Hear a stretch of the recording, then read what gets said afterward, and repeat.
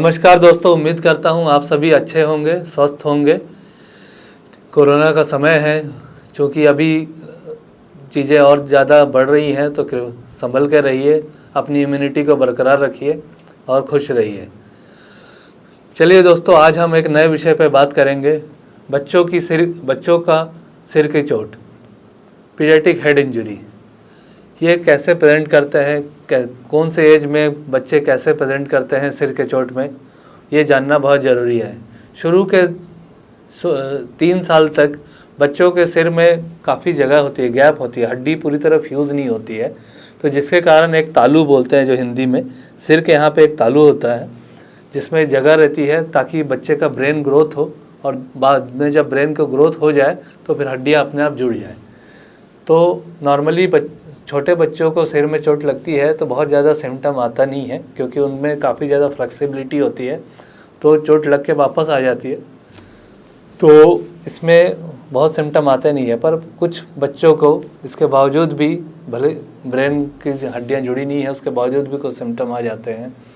बहुत ज़्यादा excessive cry करने लगते हैं, बहुत ज़्यादा रोते हैं, ठीक, और बहुत इरिटेबल होते हैं, मतलब एक पल भी शांत नहीं बैठते हैं। तो ऐसे कंडीशन में हमको बच्चों को डॉक्टर के पास लेके जाना चाहिए।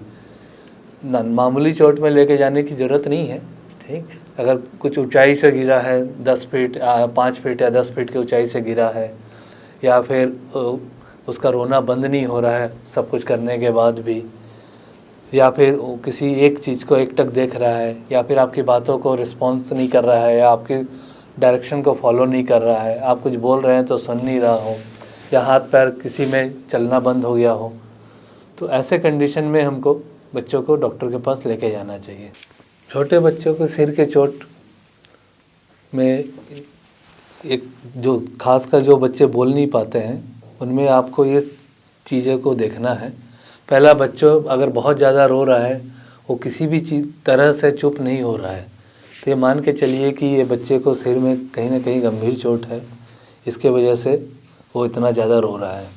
दूसरा, अगर बच्चा बेहोश हो जा रहा है तो हमें उसका ध्यान देना चाहिए।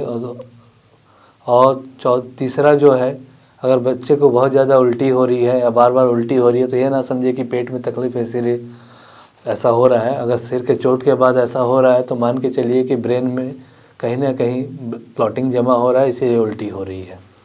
मिर्गी के दौरे, अगर बच्चों को मिर्गी के दौरे आते हैं, मिर्गी के दौरे मतलब हाथ पैर कंटिन्यूस मूवमेंट करते हैं, जैसा कि आप सभी जानते हैं, अगर वो आते हैं तो मान के चलिए कि सिर में कहीं ना कहीं गंभीर चोट लगी है। हाथों और पैरों का ना चलना, ये भी एक सिम्टम है, और लकवा छोटे बच्चों में भी हो सकता है, खासकर अगर सिर की चोट लगी हो। और बच्चा कुछ भी रिस्पॉन्स नहीं दे रहा है, चुपचाप पड़ा हुआ है, तो मान के चलिए कि उसको भी हमको तुरंत जो है अस्पताल में दिखाना चाहिए। और बच्चों के छोटे 3 साल के बच्चों के बीच में जो तालू होता है उसमें गैप होती है, मतलब हड्डियों के बीच में गैप होती है। अगर वो बहुत ज़्यादा सूजन हो गई है या फूल गई है तो मान के चलिए अंदर ब्लीडिंग हो गया, इसके कारण वो सूजन हो गई है, तो ऐसे बच्चों को भी हमको तुरंत अस्पताल में लेके जाना चाहिए। ये तो बात हो गई 0 से 3 साल के बच्चों की, क्योंकि वो बच्चे आपको कुछ बता नहीं पाएंगे, तो ये आपको ध्यान से देखना होगा। उसके ऊपर के जो बच्चे हैं, 3 साल से लेकर 10 साल 12 साल के बच्चे हैं, नॉर्मली इन बच्चों में भी जो बोन होती है काफ़ी फ्लेक्सिबल होती है, चांसेस बहुत कम होते हैं कि उसमें ब्रेन में बहुत ज़्यादा चोट हो या हड्डी में चोट हो। हाँ, हाई वेलोसिटी इंजरी है, जैसे रोड ट्रैफिक एक्सीडेंट, बहुत स्पीड में गाड़ी चल रही हो, उसके बाद एक्सीडेंट हो गया और बच्चा एक पल के लिए बेहोश हो गया था, फिर होश में आया, तो ऐसे कंडीशन में भी हमको बच्चे को अस्पताल लेके जाना चाहिए और CT स्कैन करवाना चाहिए डॉक्टर के डायरेक्शन के हिसाब से, कि हाँ CT स्कैन करके फिर उसके हिसाब से आगे का निर्णय जो भी रहता है।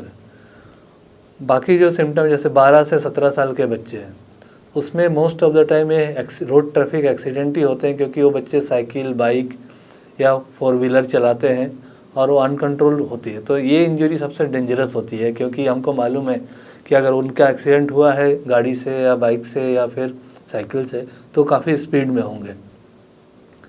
तो ऐसे मरीज़ को तो तुरंत ही अस्पताल में लेके जाना चाहिए, उसके लिए घर में इंतज़ार नहीं करना चाहिए आपको, कि थोड़ा सा होश में आ जाए फिर लेके जाएं, या पानी। और किसी भी मरीज़ को चोट लगे, बेहोश हो, तो कभी भी पानी नहीं पिलाना चाहिए और उसके आसपास ऑक्सीजन आने देना चाहिए, उसमें भीड़ भड़का नहीं करना चाहिए।